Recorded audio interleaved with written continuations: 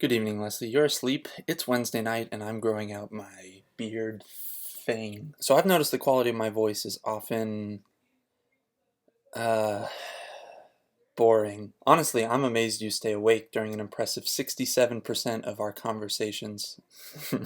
That's a statistic I made up for this video.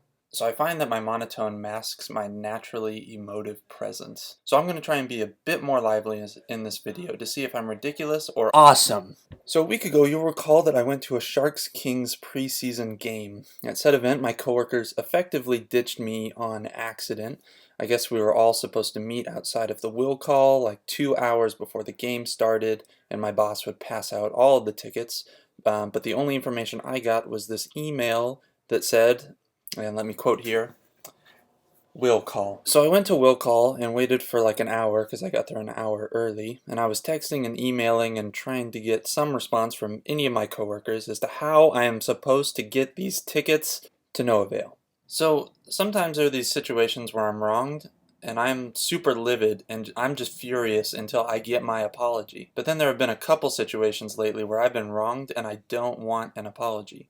It still feels terrible. It's all the anxiety of waiting for something to happen, the apology, plus all the bad feelings of the other person who has to apologize because I know how much it sucks to have wronged someone. Like when Corrine scratched my truck twice, I felt kind of upset because she had been careless with my property, but I felt worse for her having to crawl to me and apologize, feeling terrible. And then there's that awkward, and then when you fell asleep instead of webcamming me, I wasn't upset at all because I like it when you get sleep, but I knew that that awkward you feeling terrible apology was coming and I didn't want to go through that. And then after the Sharks game, I had to go through like 5 of those awkward apologies at work that I didn't want because they all felt terrible and I didn't feel that bad, mostly because I still got into the game. Still, I suppose it's good that people apologize. Because how do they know when I need one or when I really don't want one? It's hard to distinguish. How are they supposed to tell my naturally emotive voice? Anyway, here's to a longer beard, better apologies, better dealing with apologies, and more adventures. I love you, Leslie, and I look forward to your next video. Good night.